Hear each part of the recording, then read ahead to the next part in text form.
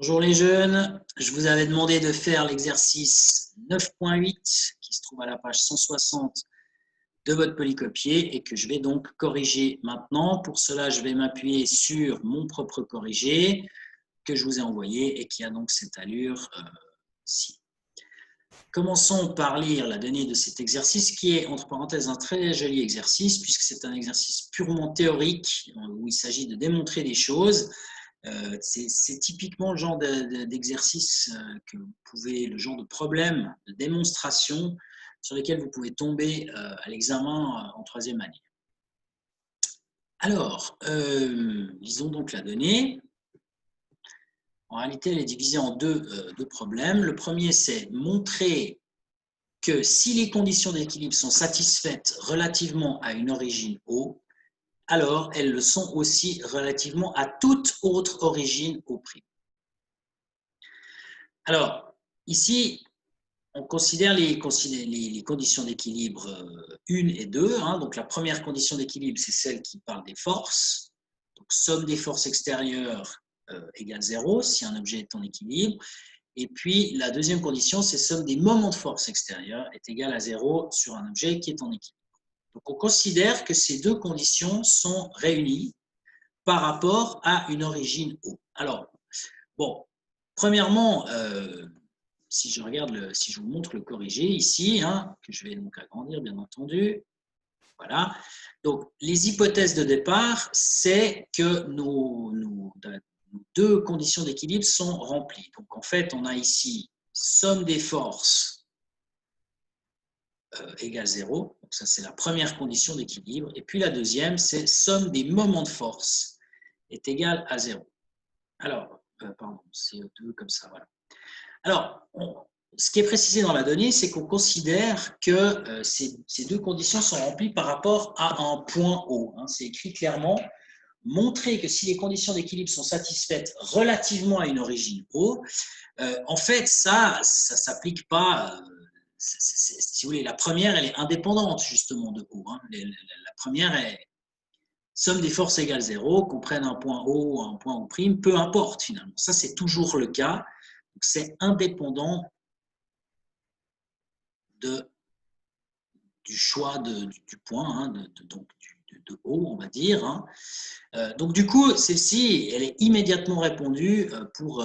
Cette condition, elle est respectée, pardon. Cette condition, elle est immédiatement respectée pour si on change de point.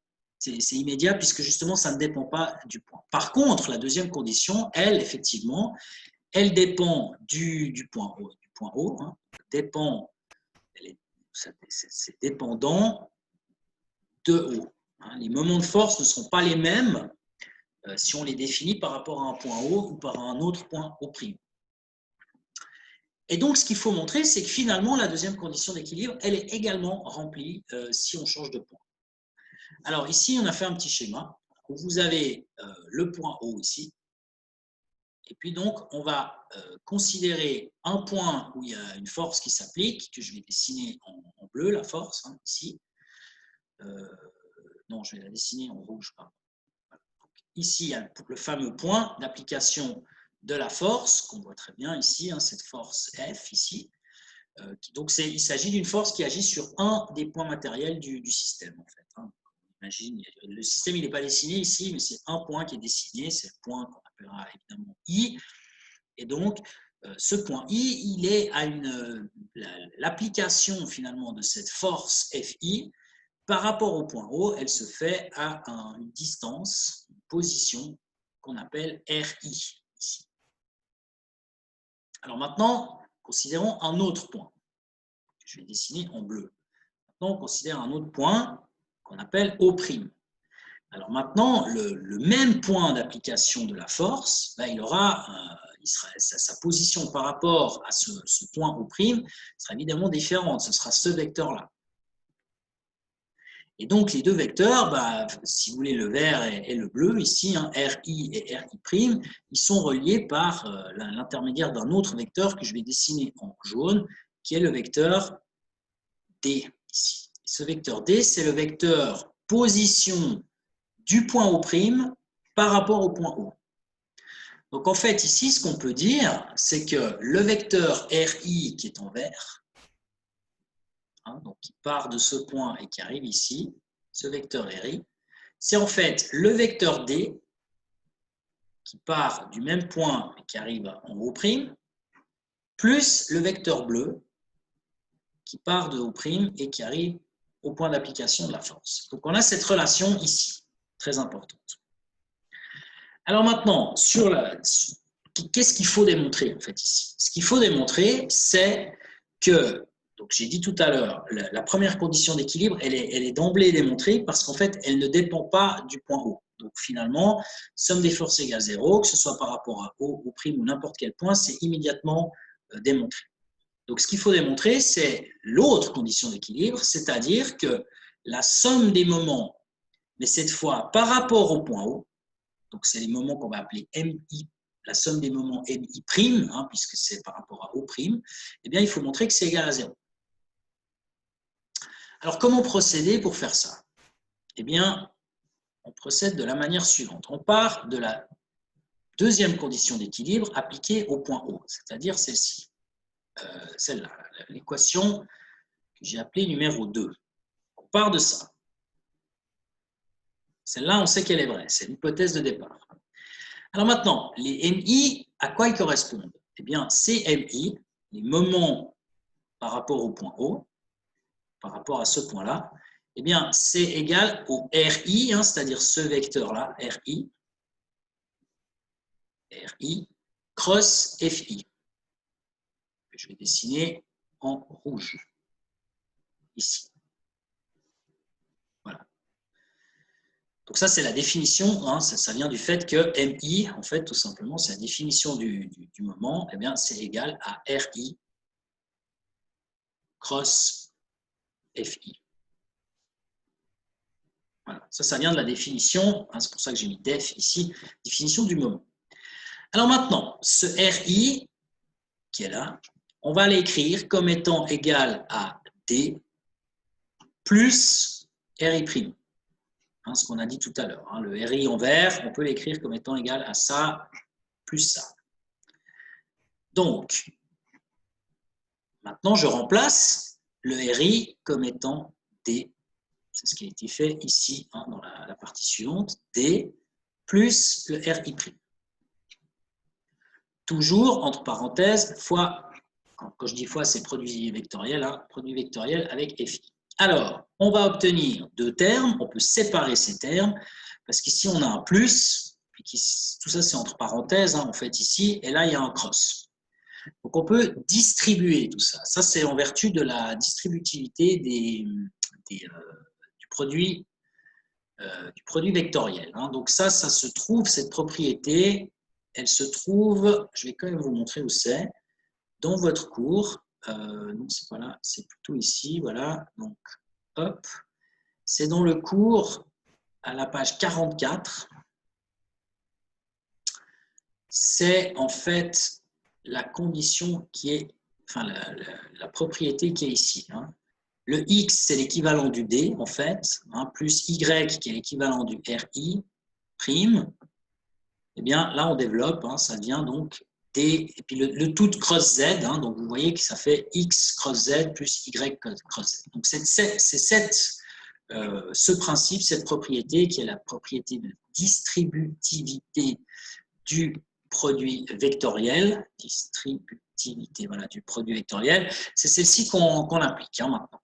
Alors, je vais retourner en arrière, en essayant de garder un peu ce que j'avais entouré en couleur pour, on va y arriver, voilà, pour maintenant l'exercice 9.8 qui est là. Okay. Donc maintenant, ce que je fais ici, c'est que je distribue D avec FI, et j'obtiens donc D cross FI, et puis à ça, j'additionne les RI cross FI, c'est ce qu'on a ici. Alors maintenant, donc on a une somme de sommes en quelque sorte. Hein. Ici, vous voyez, on a une somme de termes, D cross FI, plus RI' cross FI. Donc, comme c'est une somme de sommes, on peut séparer cette somme. C'est-à-dire que ici, je peux dire que c'est la somme sur I des D cross FI, hein, ce terme-là uniquement, plus la somme sur I des RI cross FI. Alors ensuite, qu'est-ce qui se passe? Ce qu'il y a en rose ici, c'est ce qu'on a ici. Et ça, c'est quoi en réalité? Eh bien, on va le voir dans un tout petit moment. Intéressons-nous plutôt à ce qu'il y a en bleu, excusez-moi. Hein. Donc, ce qu'il y a en bleu, vous avez ici la somme, je peux l'écrire là, somme des D cross FI. Cette somme, elle doit être effectuée sur tous les I. I égale 1 à N. Donc, ça veut dire que, concrètement, c'est D cross F1 plus, je vais le mettre là, plus D cross F2, plus D cross F3, etc., etc., jusqu'à Fn. Donc, vous voyez qu'en fait, dans chacun des termes, il y a toujours D cross quelque chose, qui est indépendant du I, en fait, hein, ce D. Donc, on peut le mettre en évidence, en fait. C'est une autre propriété que je vais vous montrer, toujours je me trompe, que je vais vous montrer ici, c'est cette propriété qu'il y a ici. Hein, vous voyez, le X ici, c'est l'équivalent du D. On peut le mettre en évidence ici, puis faire fois la somme. Donc, c'est exactement ça qui est fait ici. Donc, je sors ce D de la somme, je le mets en évidence, et donc, j'obtiens D cross, et cette fois, la somme des FI. Alors, il faut que je me trouve une couleur, je ne sais pas quoi prendre, je vais prendre du jaune, voilà. La somme des FI. Mais cette somme des FI, d'après l'hypothèse, somme des forces égale 0, c'est la première condition d'équilibre. Donc, cette somme des forces, elle est égale à 0, ici. Donc, quand vous avez D cross 0, ben évidemment, ce terme, il tombe, il ne reste plus rien. Donc, le seul qui reste, c'est le terme rose, ici. Somme des RI' cross FI. Alors, RI' cross FI, qu'est-ce que c'est ça? Ben, c'est rien d'autre que le moment I, mais par rapport à O', par rapport à ce point qui est ici. Donc, c'est le moment MI'. Donc, finalement, ça revient à écrire ce que j'ai écrit ici, somme des MI'. Donc, on a fait tout un calcul. Puis à la fin, ben, on a quoi? Ben, si on regarde le point de départ, c'était 0 égale quelque chose, on a fait plein de calculs, 0 égale somme des MI'. Donc, on arrive à la fin à somme de I égale 1 à N des MI' égale 0. Ça, c'est quoi en fait? C'est la deuxième condition d'équilibre, CE2, somme des moments égale 0. Mais quel moment? Les primes, c'est-à-dire somme des moments par rapport à O'. Donc, on a bel et bien démontré ce qu'on voulait démontrer ici. CQFD, comme on dit en maths. Voilà pour la partie A. Alors maintenant, reprenons la donnée et puis allons regarder la partie B. Donc la partie B, il s'agit de nouveau de démontrer quelque chose. Montrer que si la seconde condition d'équilibre est satisfaite relativement à deux origines O et O', alors soit la première condition est satisfaite, soit la résultante des forces est collinaire à O'. Alors qu'est-ce que ça veut dire? Reprenons les choses calmement. Donc, on considère que la seconde condition d'équilibre est satisfaite relativement à deux origines O et O'. Donc, ça, c'est l'hypothèse de départ. Alors, comment est-ce qu'on peut l'écrire, cette hypothèse de départ? Eh bien, on peut l'écrire de cette manière-là. Je vais descendre ici. Voilà. Donc, on va considérer ici que la deuxième condition d'équilibre, somme des moments égale 0. Donc, ça, c'est par rapport à un certain point qu'on appelle O. Mais on considère que c'est aussi vrai, donc somme des moments MI', et les primes, c'est par rapport à un autre point qui est O'. Donc ça, pour nous, c'est vrai, hein, c'est les hypothèses de départ, ça c'est vérifié. Et donc, ce qu'on doit démontrer, c'est que partant de ça, eh bien, soit la première condition d'équilibre est satisfaite, c'est ce qui est écrit ici, soit la première condition d'équilibre est satisfaite. Alors, qu'est-ce que ça veut dire ça? Ça veut dire qu'il faut démontrer soit que, je vais faire en bleu, somme des forces égale 0, c'est la première condition d'équilibre, ou alors, deuxième possibilité, que la résultante des forces est collinaire à O'. Donc la résultante des forces, c'est quoi? La résultante, c'est R, c'est justement la somme des forces. C'est ça, la résultante. Donc on dit que ça, c'est collinaire, donc que c'est parallèle à O'. Donc c'est l'autre possibilité qu'on a dans ce problème. Donc on doit arriver soit à somme des forces égale 0, soit somme des forces est parallèle à O'. Donc c'est ce que j'ai écrit ici. Somme des forces collinaire à D, un D qui est donc O'. Si vous vous rappelez le schéma, je peux vous le remontrer, le schéma, D, c'est en fait justement la ligne qui relie, je vais faire ça en rouge, vous avez O et O', et donc le vecteur D, c'est le vecteur qui relie O à O'. Alors donc, comment est-ce qu'on peut démontrer tout ça? Eh bien, on peut le démontrer de la manière suivante. On part de la deuxième condition d'équilibre, pardon, celle-ci, par rapport au point O. C'est-à-dire, on part de ça. Alors, ici, les moments MI, chaque moment, eh bien, c'est RI cross FI. Donc, tout CMI qu'il y a ici, c'est égal à ça. Donc là, on a cette égalité. Et maintenant, je vais remplacer le RI que je vais entourer en vert ici par son expression qui est un petit peu en haut, là, ce qu'on avait dit tout à l'heure, cette expression-là, en vert. RI, c'est D plus RI'. C'est-à-dire ça, RI, c'est D, ce vecteur-là, plus RI', ce vecteur-là. Alors, une fois qu'on a fait ça, eh bien, on peut, je vais quand même retourner en arrière, pardon, je vais garder les couleurs que j'avais tout à l'heure, voilà. Donc, je remplace, voilà, ce RI par l'expression que je viens de dire, c'est-à-dire D plus RI'. Pour le reste, c'est la même chose. Et maintenant, j'applique la propriété de distributivité du produit comme on dit, produit vectoriel. Alors, vous avez les forces FI là, qui sont rouges, et puis le D que je vais mettre en bleu, et puis les RI que je vais RI', pardon, que je vais mettre en jaune. Donc, quand vous multipliez D par les FI, vous obtenez ça. Quand vous multipliez RI' par les FI, vous obtenez ça.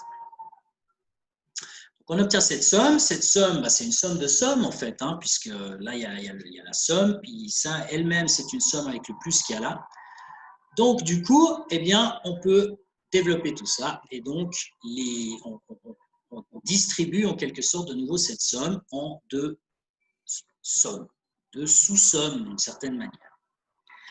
Alors, celle que j'ai entourée en jaune ici, elle est intéressante parce que en fait, c'est la somme des RI' cross FI.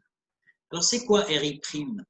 RI' cross FI, c'est en fait les moments de force, mais par rapport à RI', donc c'est MI' en fait. Donc, ici, tout ça, tout ce que j'ai écrit ici, c'est en réalité la somme des moments MI'. Et d'après l'hypothèse de départ, ça doit être égal à 0. C'est les moments par rapport à l'autre point qu'on appelle donc O'. Donc ça, c'est égal à 0. Ce qui fait que ce terme ici, il tombe. Et le seul qui reste, c'est le terme que je vais entourer en rose, qui est celui-ci.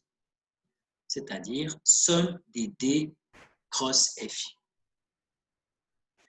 Alors, quand on en est là, on va de nouveau appliquer la propriété de distributivité, parce qu'ici, on a toujours D, que j'entoure en bleu, et puis ce D, il faut le multiplier vectoriellement, faire un produit vectoriel par FI, donc par les FI, c'est-à-dire dans cette somme, ce sera D cross F1 plus D cross F2, plus D cross F3, etc., etc.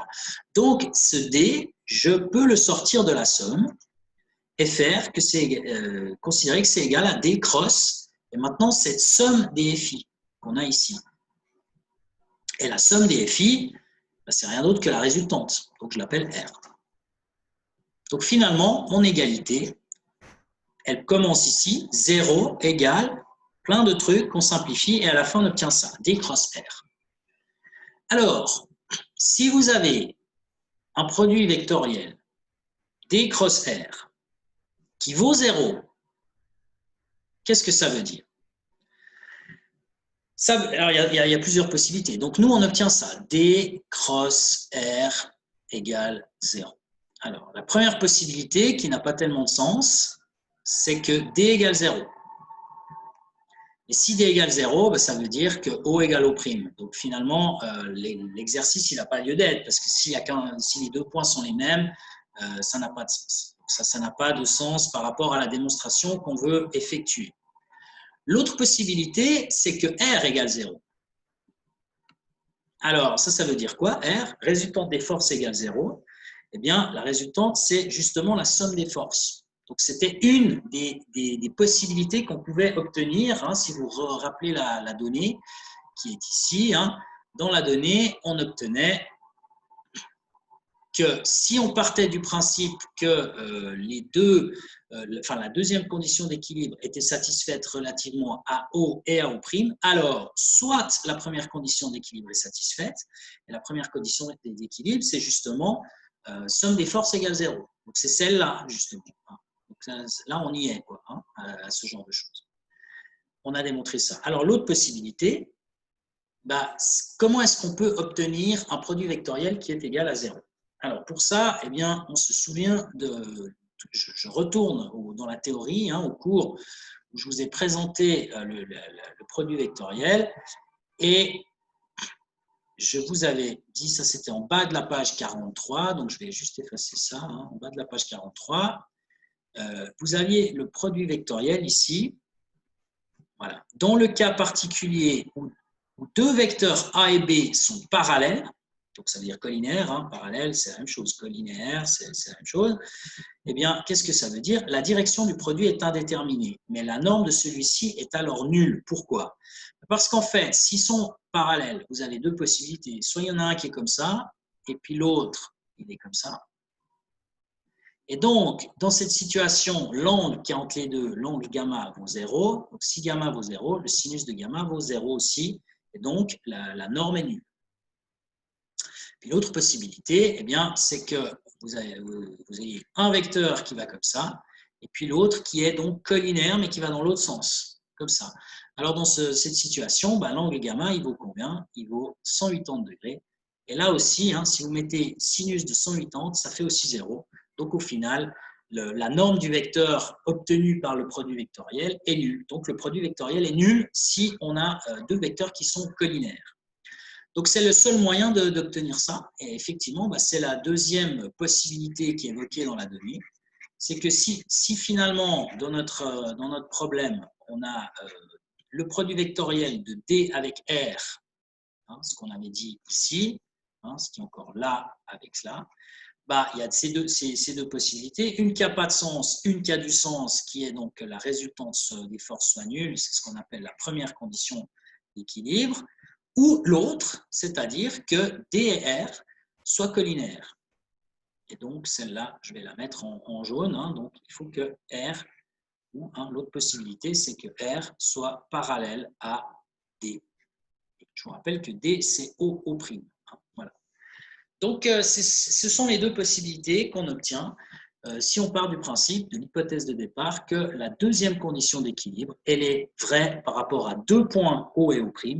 Alors, on démontre ce qu'on a démontré, c'est-à-dire soit la première condition d'équilibre, somme des forces égale 0, soit la somme des forces est un vecteur qui est parallèle, qui est collinaire au vecteur O'.